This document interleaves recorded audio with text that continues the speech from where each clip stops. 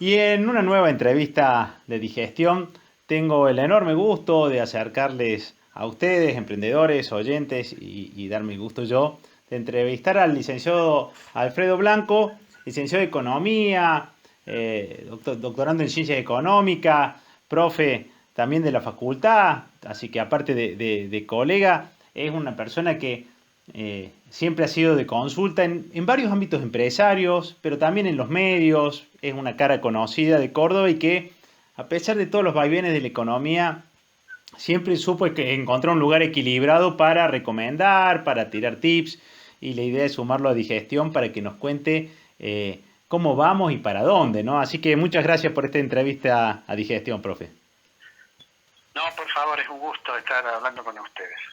Bueno, con distintos economistas hemos estado hablando de distintas líneas y todos esperan como que la economía va a crecer entre un 5, un 7. Algunos dicen rebote del gato muerto, otros dicen realmente que va a haber un crecimiento.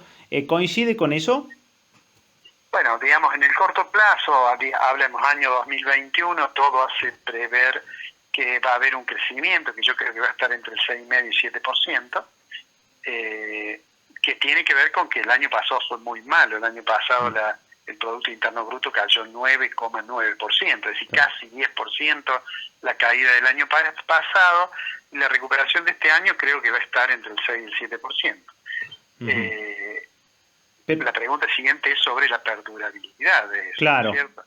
Es decir, todavía no hemos recuperado todo. La caída del año pasado está muy explicada por el hecho de que la pandemia llevó al gobierno a tomar decisiones que hicieron caer la actividad económica, un cierre de actividades. Y bueno, la pregunta es, ¿qué tan mal nos fue a nosotros en relación a otros países? Si miramos en la región, Chile, Perú, Bolivia, Brasil, etcétera, en lo que es en Sudamérica, Argentina fue la que cayó más, haciendo, digamos, abstracción del caso de Venezuela, ¿no? Pero la pregunta es, bueno, crecemos el 6, el 7, todavía no nos hemos recuperado totalmente. ¿Qué se puede esperar para el año siguiente? Bueno, aunque el futuro, esto es algo que aprendimos de un gran economista que fue John Maynard Keynes, el futuro es esencialmente incertidumbre. De todos modos, uno, digamos, puede tener ciertas dudas sobre la perdurabilidad de un crecimiento, habida cuenta que tenemos desequilibrios muy grandes en la economía que se terminan expresando, bueno, en un grado digamos, de inflación muy elevado, ¿no es cierto? Estamos con una inflación en 2021 que va a estar más cerca del 50 que del 40, y eso, bueno, genera dosis adicionales de desconfianza, de incertidumbre, que a veces se reflejan en el mercado cambiario marginal, como ocurrió esta semana, donde a esa incertidumbre se le agrega lo electoral. Pero digo, Argentina, hasta que no logre resolver esos desequilibrios tan profundos, hasta que no logre resolver el problema del sector externo, esto es, la relación con el Fondo Monetario, con el Club de París, digamos, es difícil pensar en un crecimiento sostenido, ¿no? Es difícil. Es difícil. Y en eso que plantea como muy difícil, en términos llanos, así, el 6% para un comerciante que lo agarra más sobreviviendo a la crisis, ¿puede esperar que haya un crecimiento en su facturación? ¿Es algo que uno le permitiría proyectar como que va a poder tener un buen fin de año y un buen comienzo del 2022? ¿O no alcanza para mover la vara?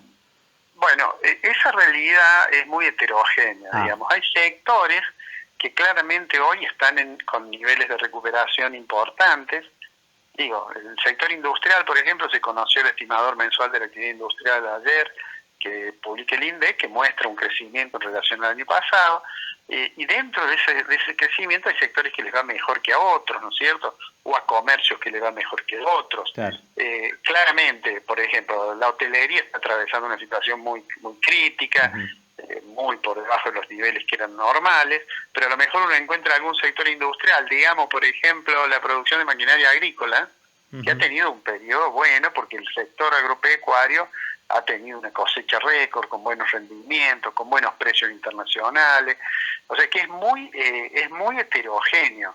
Pero digamos, en promedio uno diría, bueno, esta recuperación debería en algún momento reflejarse en los niveles de facturación de las empresas. Bien, bien. Y si nos vamos un poquito más atrás, en el gobierno anterior, medio que la etapa de los últimos años, cuando se enfrió mucho la economía, cuando se fue todo lo financiero y poco a lo que era la inversión, el consumo, o sea, para la gente que estaba en los mostradores empezó a sentir que se enfriaba un poco el comercio y la calle, después siguió esto que siguió.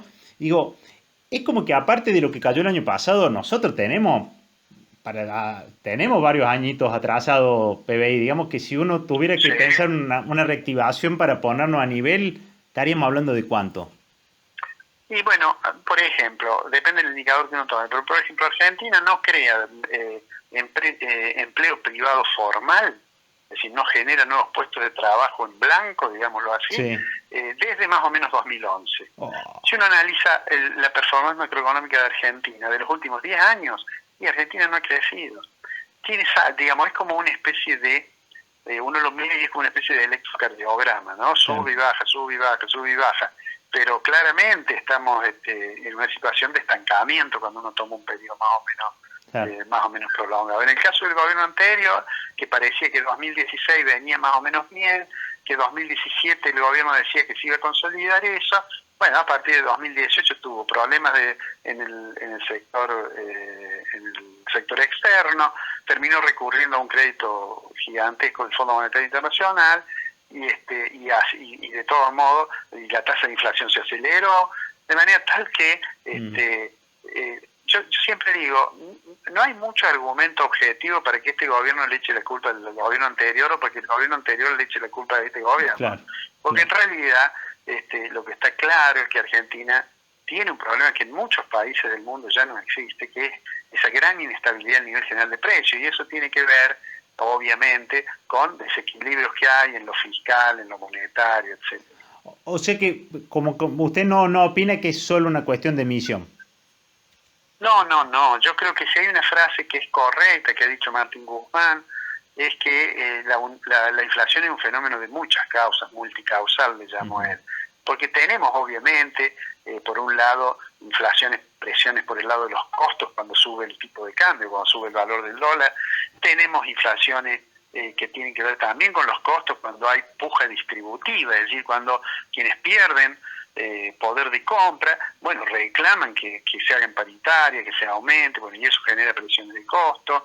Tenemos además presiones por el lado de la demanda, cuando el déficit fiscal es muy alto, y por supuesto también tenemos las cuestiones monetarias, ¿no es cierto?, que son un problema.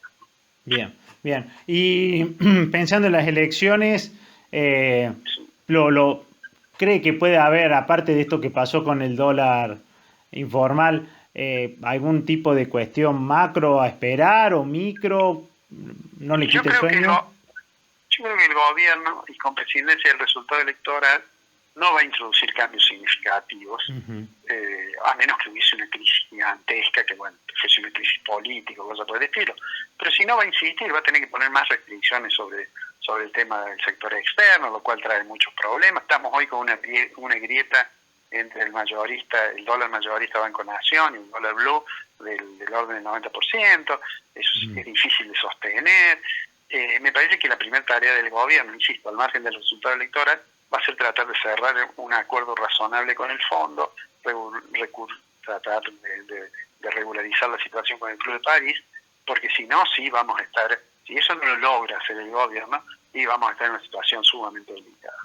Y por último le pregunto, si viniera una reactivación como la que está planteada, ¿la maquinaria que hay alcanzaría para abastecer esa demanda que se podría dar o podría incrementar inflación? No sé si vio que esto ha pasado en otros momentos. Bueno, hoy tenemos un nivel de capacidad utilizada en la industria que debe estar en el orden del 60% promedio. Es decir, que habría margen quizás para una reactivación sin que se vaya a precio. Lo que pasa es que ya tenemos la inflación muy alta. El año pasado tuvimos 50% y este año vamos a estar más cerca del 50% que del 40%. Si uno mira la expectativa inflacionaria que figura en el relevamiento de expectativas del mercado del Banco Central, está en el 48%. Digamos, eso requiere un tratamiento serio de parte del gobierno, porque si no, cualquier intento de ir por el lado de la demanda, bueno, va y pega en los precios. Claro. A pesar de que tenemos capacidad instalada ociosa. Recién lo citó al ministro Guzmán. ¿Lo conoció? ¿Qué impresión tiene? ¿Ha leído alguna vez un paper de él? ¿Le parece Sí, que...? he leído algunas cosas de él, he tenido con él antes que él fuera ministro, en realidad el año anterior, una relación epistolar, digamos, como es ahora, por mail, a propósito, porque él había firmado una nota con Stiglitz en New York Times, en su momento, sobre el acuerdo que había hecho el gobierno anterior con los acreedores. Y bueno, yo le mandé un mail a Stiglitz y me contestó él, por supuesto. Stiglitz tiene seguramente otras personas con quien hablar más importante. Y entonces él me contestó, a partir de ahí intercambiamos algunos mails, hasta que después de una charla que dio él en Ginebra, que yo la vi virtualmente sobre el tema de la deuda externa, a raíz de un comentario mío después, él me dijo que iba a ser ministro, y efectivamente al día siguiente le dije que estaba muy demandado por los medios. Yo tengo por él mucho respeto, me parece un tipo formado, me gustaría que tuviera más poder para decidir. Una economía como la Argentina, hace falta que el ministro de Economía tenga algún poder de veto sobre las decisiones de otras personas. ¿Por qué? Porque tenemos una situación delicada. Sin embargo, vemos que él, por ejemplo, no tuvo ni siquiera suficiente poder para desprenderse de un subsecretario de Energía. O sea que sería bueno que el presidente le hubiera dado un poco más de poder al ministro de Economía. Bien, bien. Bueno, es el licenciado Alfredo Blanco. Le agradezco muchísimo la entrevista, que se haya prestado a que podamos grabar. Y le pregunto ya a nivel personal, ¿siempre fue persona de consulta de partidos políticos? A veces, no sé si le tocó participar en armado de plataforma. ¿En qué momento lo encuentra de la vida profesional? ¿Solo sector privado o lo siguen buscando para la política? Básicamente con el sector privado, con las empresas, con la docencia.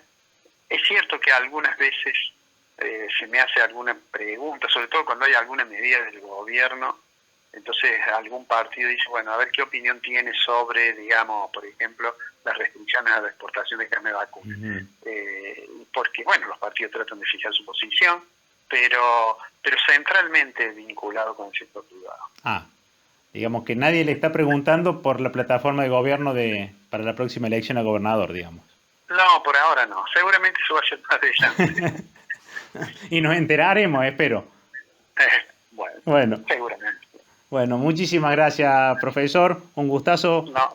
Muchas gracias por comunicarse con Digestión. No, por favor, gracias a ustedes. Un abrazo. Un abrazo. Fue el licenciado Alfredo Blanco, economista, profesor de la universidad, doctor con mención en economía, ilustrándonos y dándonos consejos para digestión. Seguimos.